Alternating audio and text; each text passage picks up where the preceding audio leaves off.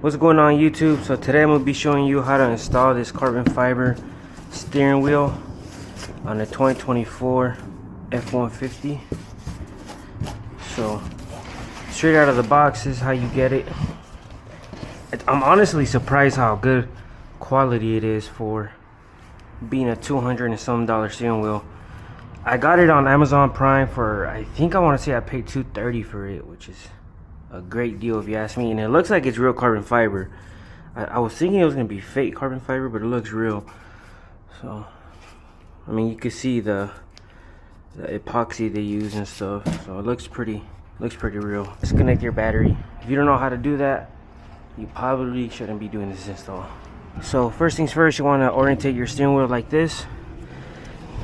If you reach back here, there's some little grooves where you could put a flathead to remove the airbag.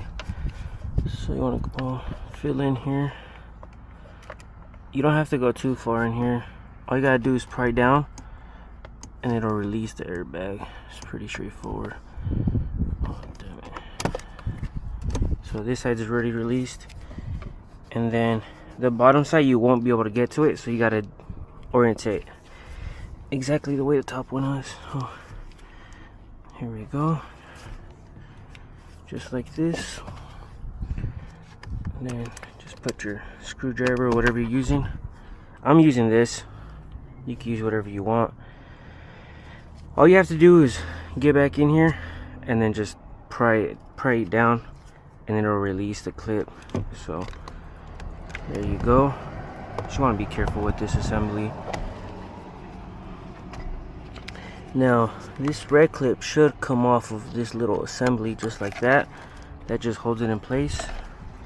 And then you have, all you're gonna have is this red connector and these two yellow connectors, since my steering wheel is not heated or anything crazy like that. With these yellow connectors, all you gotta do is lift up on these orange tabs.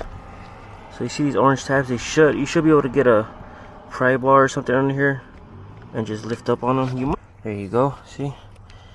That one's lifted off. Pry underneath, just pry it. Don't be too rough with it. And then I'm gonna just pry these up and they should come right out. Boom. And then the blue one, boom.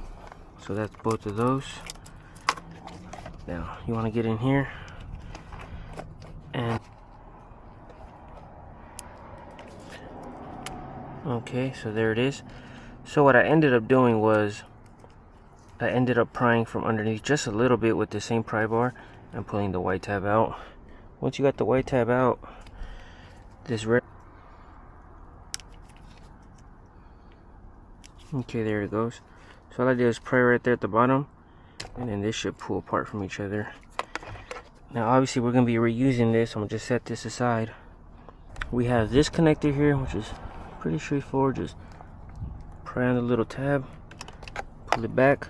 None of this should be hard to remove. If it's hard to remove, you're doing something wrong. Now we are going to be reusing everything on here, so we're going to be reusing the buttons and the connectors and all this, so keep that in mind. It's a T50 torque pry bar or ratchet to take this off. I just think it's easier to use my impact. Just make sure you don't strip it.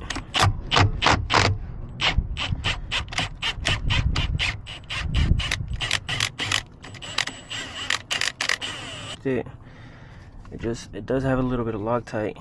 Now once you pull this off, just remember there's a clock spring behind here.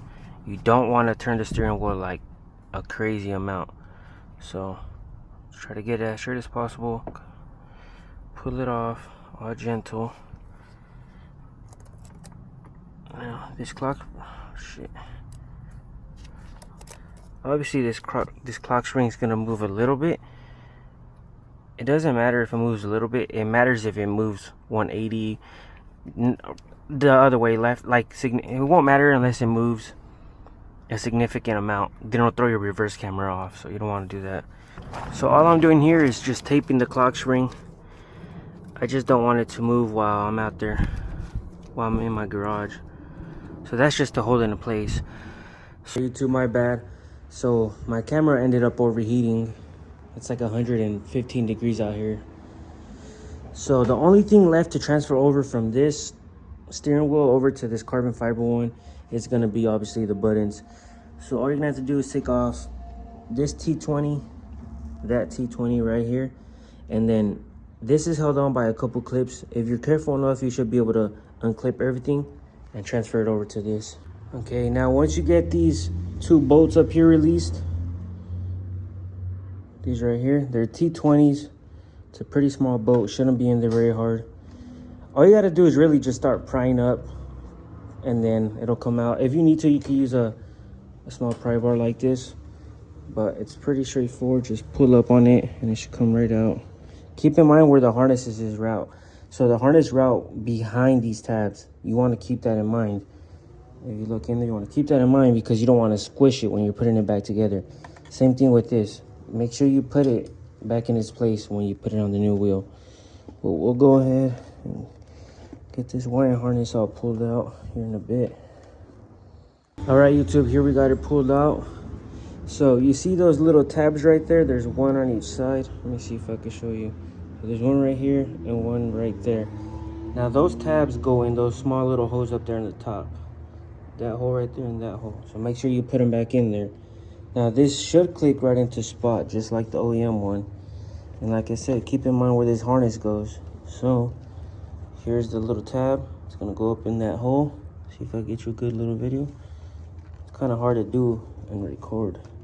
So it should snap right into place. Same thing with this one. It should go into that hole right there. So let me get that all together now. And then obviously put the bolts back in. Let me get that all back together. What I'm gonna do, just be careful. Put these back in here. And then just careful not to move the clock spring. Obviously it's gonna move a little bit. Just try to put it back in its place. And then once you're in there, what I'm gonna do, first thing I'm gonna do is put this bolt back in, because I don't want it to move. Now I think this torques down to 40 foot-pounds, 41, something like that. I think it's like 35 to 40 foot-pounds.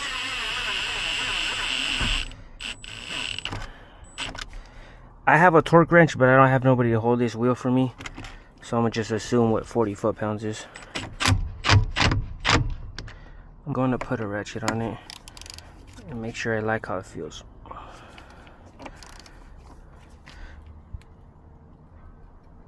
$40. You know what? Let me put this back together. First thing I'm gonna do is put this red connector back in its place. Should click in just like that. Now when you put this together, don't forget the little white clip. The white clip is gonna go underneath. No.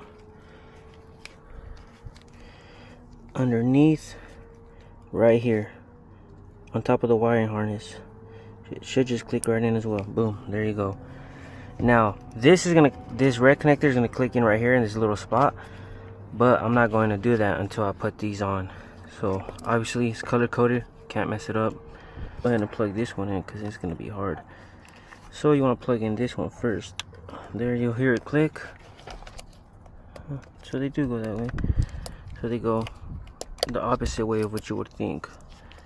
It's kind of silly, but once you get them on there, it should just click into place. Make sure they're on there good, and then you should be able to click this one back in its spot.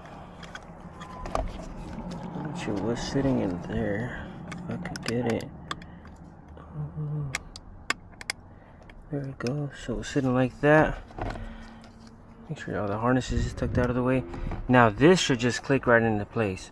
It shouldn't. Just make sure everything's, before you put it together, make sure everything's aligned the way you want it to be. So my harnessing up there, this one's right there. This is all plugged in. Now this should just click right into place. You should just give it a little push and it should go right into place.